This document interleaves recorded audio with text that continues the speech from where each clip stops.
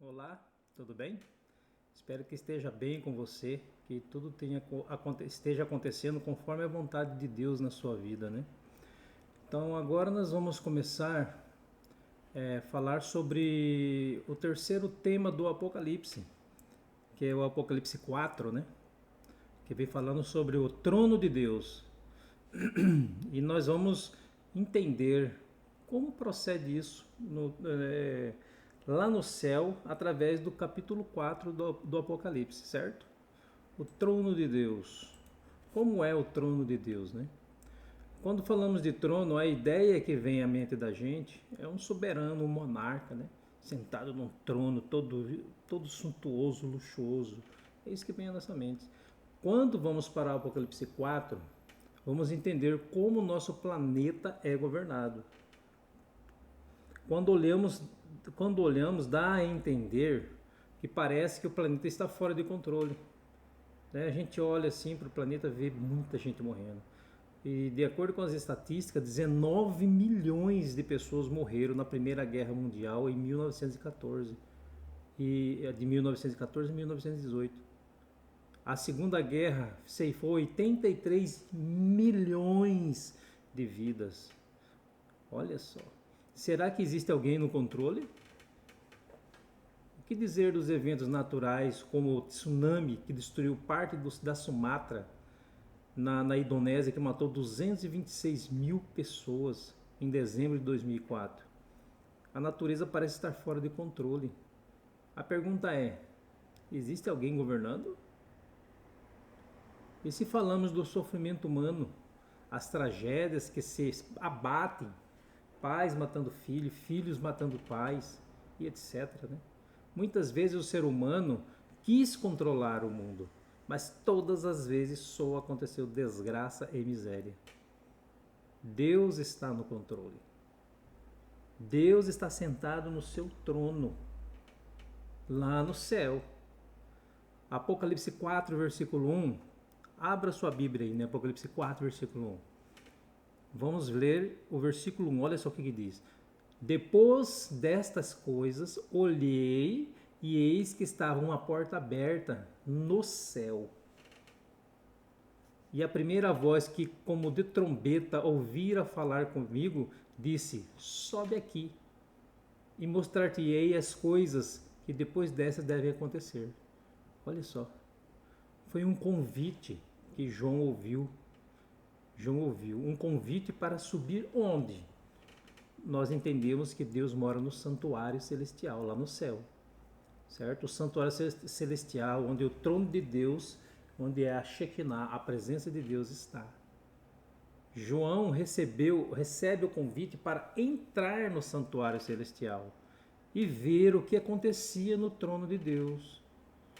No versículo 2 do capítulo 4 de Apocalipse, diz assim: imediatamente eu me achei em espírito, e eis armado no céu um trono, e no trono alguém sentado. Versículo 3.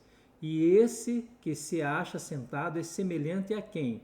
A semelhança no aspecto à pedra de jaspe e de sardônio, e ao redor do trono há um arco-íris, semelhante no aspecto à esmeralda. Agora, em Isaías 6, versículo 1, tem uma coisa interessante. Olha só o que está escrito lá. Isaías 6, versículo 1. Abra sua Bíblia lá.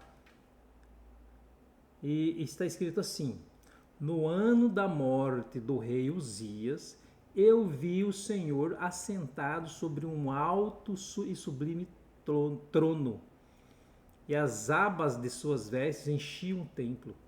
Serafins estavam por cima dele, cada um tinha 6 asas, com 2 cobria o rosto e com 2 cobria os seus pés, e com 2 voava.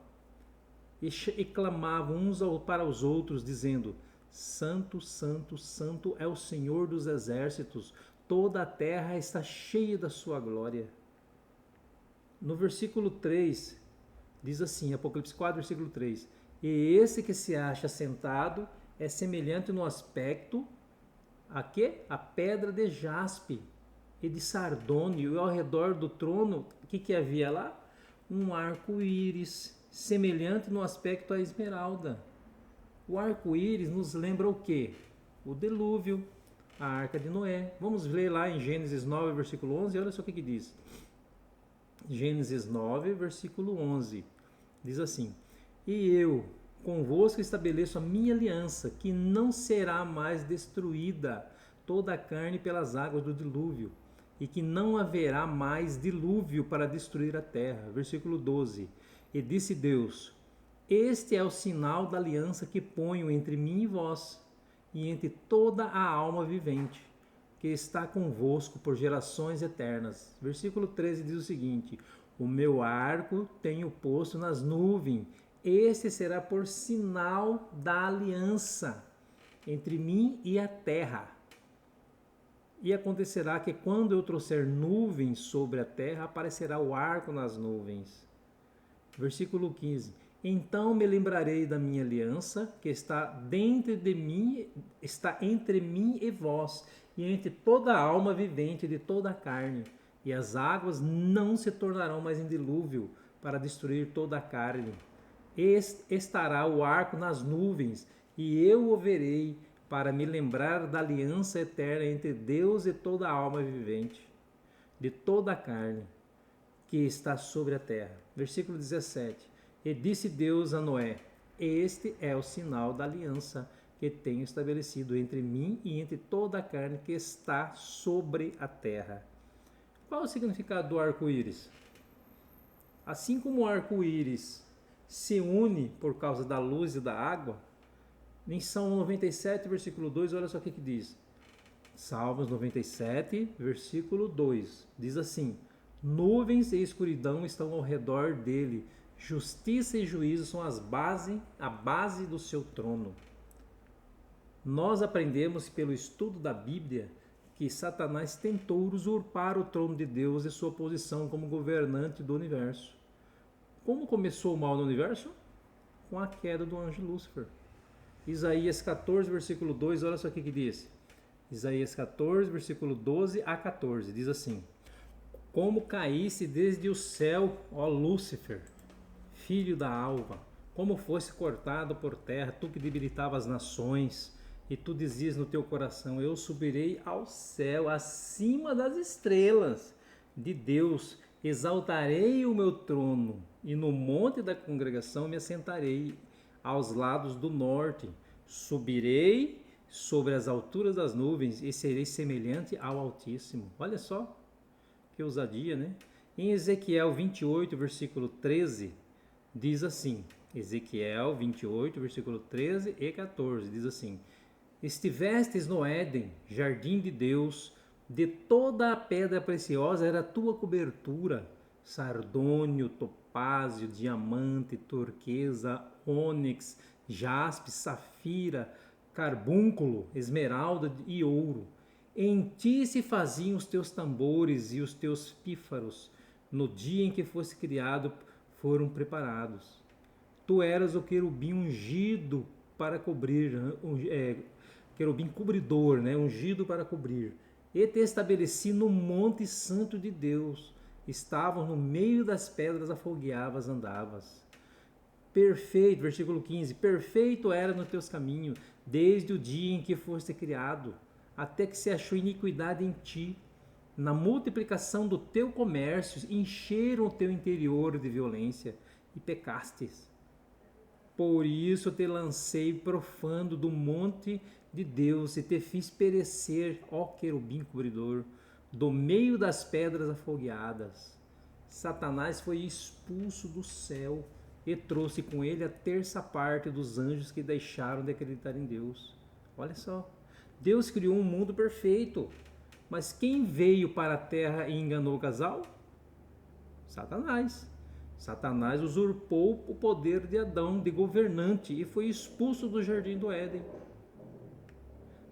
Ele é o príncipe deste mundo. Olha só o que diz em João, capítulo 13, versículo 31. Abre lá em João, Evangelho de São João, né? Capítulo 12, versículo 31. Olha só o que diz lá. Agora é o juízo deste mundo. Agora será expulso o quê? O príncipe deste mundo, Satanás. Ele é o príncipe por usurpação. pois roubou o lugar de Adão. Quando Adão caiu, ele aceitou o domínio de Satanás. Por isso o mundo está desgovernado. A intenção de Satanás é trazer miséria, destruição, morte, guerras e tragédia na família humana. Ele é o culpado dos fenômenos naturais, pois os estuda para a destruição. Ele é o culpado. Satanás perderá esse controle e voltará para o controle de Deus. Deus está no trono. Apocalipse 4, versículo 4 diz assim: e ao redor do trono havia 24 tronos, e via sentados sobre os tronos 24 anciãos, vestidos de vestes brancas, e tinham sobre as suas cabeças coroas de ouro. Quem são esses 24 anciões? Você já parou para pensar nisso? São mencionados 12 vezes no Apocalipse, sentados em tronos, vestidos de branco, coroas na cabeça, assistem a Deus nos negócios do universo. São pessoas que já moraram aqui na Terra. Como assim? Então, Apocalipse 3, 21 diz o seguinte: ao que vencer, lhe concederei que se assente comigo no meu trono, assim como eu venci e me assentei com o meu Pai no seu trono. São vencedores. Quem são esses vencedores? Vamos ver na Bíblia quem são essas pessoas? Mateus 27, versículo 50. Olha só o que diz. E Jesus, clamando outra vez com grande voz, rendeu o espírito, e eis que o véu do templo se rasgou em dois, de alto a baixo, e tremeu a terra, e fenderam-se as pedras, e abriram-se os sepulcros, e muitos corpos de santos que dormiam foram ressuscitados. Versículo 53.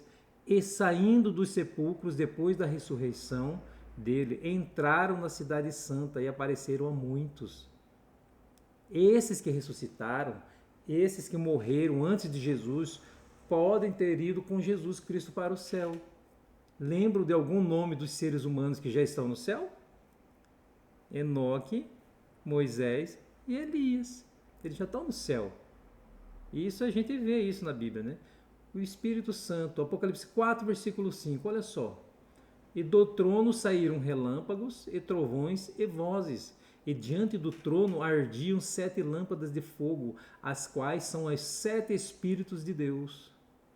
O que são esses 7 Espíritos de Deus?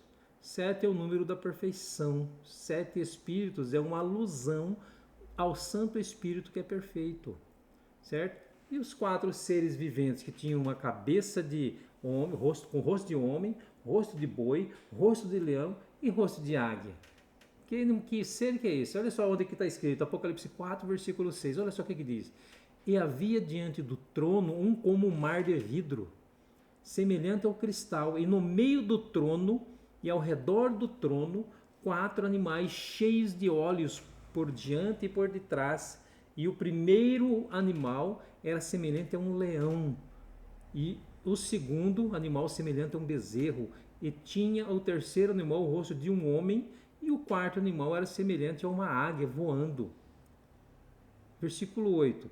E os 4 animais tinham cada um 6 asas, e ao redor e por dentro estavam cheios de olhos, e não descansam nem de dia nem de noite, dizendo: Santo, Santo, Santo é o Senhor Deus, o Todo-Poderoso, que era, que é e que há de vir. Olha só o que esses seres vivos ficam falando. É a mesma visão que teve Isaías, os seres proclamando Santo, Santo, Santo. E por que eles proclamam Santo, Santo, Santo? Fazendo referência à Trindade, Deus Pai, Deus Filho e Deus Espírito Santo. Quem são esses 4 seres viventes? Vamos ver no livro de Ezequiel, capítulo 1, versículo 10. Olha só o que diz lá.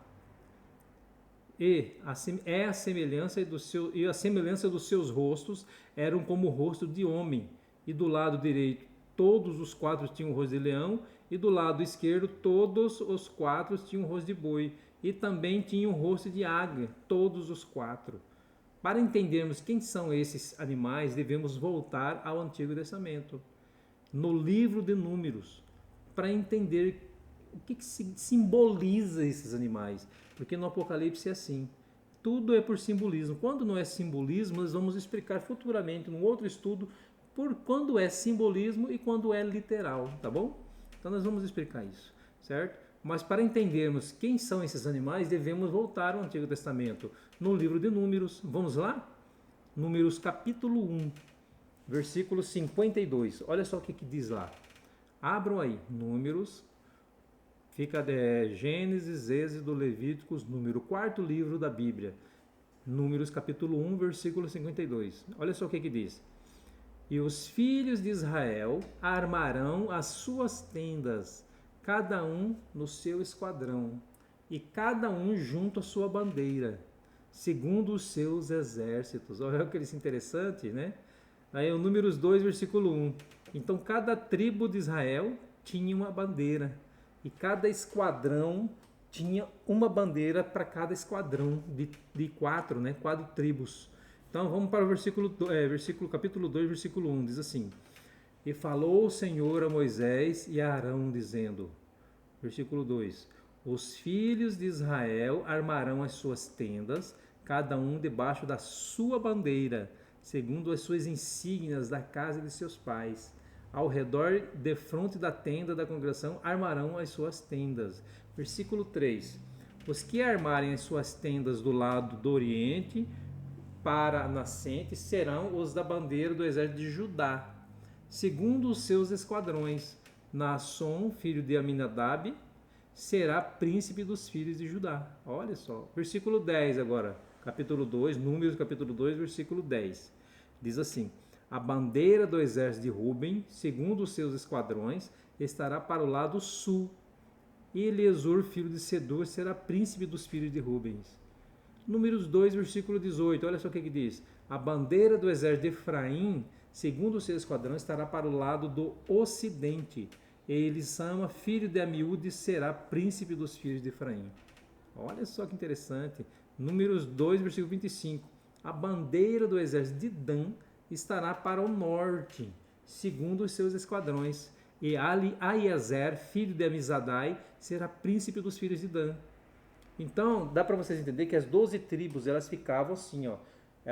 O santuário ficava no meio, assim, um quadrado. E aí o santuário ficava... Aqui tinha a cerca que cercava o santuário. E eram 4 lados. Cada lado ficava 4 tribos. 4 tribos. E cada esquadrão dessas 4 tinha uma bandeira. Olha que interessante, né? E Levi ficava cercando todos os outros, assim, ó, né? Então vamos lá. 4 seres viventes. Judá simboliza leão, Efraim, boi, Ruben, homem e Dan, águia. De fontes extra-bíblicos é que se acham os estandartes dos 4 tribos de líderes de documentos judaicos antigos, certo? As 4 tribos líderes é uma alusão aos 4 seres viventes do Apocalipse 4. Mas também ele se refere ao próprio Jesus Cristo. Por quê? Os 4 evangelhos que falam de Jesus pintam características diferentes sobre Jesus. Por exemplo, no livro de Mateus, mostra Jesus como o rei, como o leão. No livro de Marcos, mostra Jesus sendo servo, como o boi. No livro de Lucas, mostra Jesus como filho do homem, a figura do homem. E no livro de João, mostra Jesus sendo divino, águia. Olha só, né? Interessante. O livro de Mateus mostra a nota tônica como Jesus sendo rei, assim como o leão é tido como o rei dos animais, por exemplo. Mateus 25, versículo 34 diz assim: Então o rei dirá aos que estiverem à sua direita: Venham benditos do meu Pai e recebam como herança o reino que lhes foi preparado desde a criação do mundo. Mateus 27, versículo 37 diz o seguinte: Por cima de sua cabeça colocaram por escrito a acusação feita contra ele. Este é Jesus, o Rei dos Judeus. Olha que interessante. Em Marcos, mostra Marcos servo, boi. Em Marcos 9, versículo 35, olha só o que diz lá. Assentando-se Jesus, chamou os 12 e disse: se alguém quiser ser o primeiro, será o último, será servo de todos. Marcos 10, 44, olha só o que diz. E qualquer que dentre vós quiser ser o primeiro, será o quê? Servo de todos. Então em Marcos mostra Jesus como servo, certo? Lucas, o homem, filho do homem, a natureza humana de Cristo é destacada. Então Lucas 4, versículo 1, olha só o que diz, 1 e 2. E Jesus, cheio do Espírito Santo, voltou do Jordão e foi levado pelo Espírito ao deserto. E 40 dias foi tentado pelo diabo. E naqueles dias não comeu coisa alguma, e terminado eles, teve fome. Então, mostrando que Jesus era homem, filho do homem. Lucas 9, versículo 56. Porque o Filho do Homem não veio para destruir as almas dos homens, mas para salvá-las. E foram para a outra aldeia. Mostrando que Jesus é filho do homem, certo? João mostra Deus como divino, como a águia, nota atômica, mostra a divindade de Jesus Cristo. João 1, versículo 1 diz: no princípio era o verbo, e o verbo estava com Deus, e o verbo era Deus. Ele estava no princípio com Deus. Aí em João 10, versículo 30, diz o seguinte: eu e o Pai somos um, mostrando a divindade de Jesus.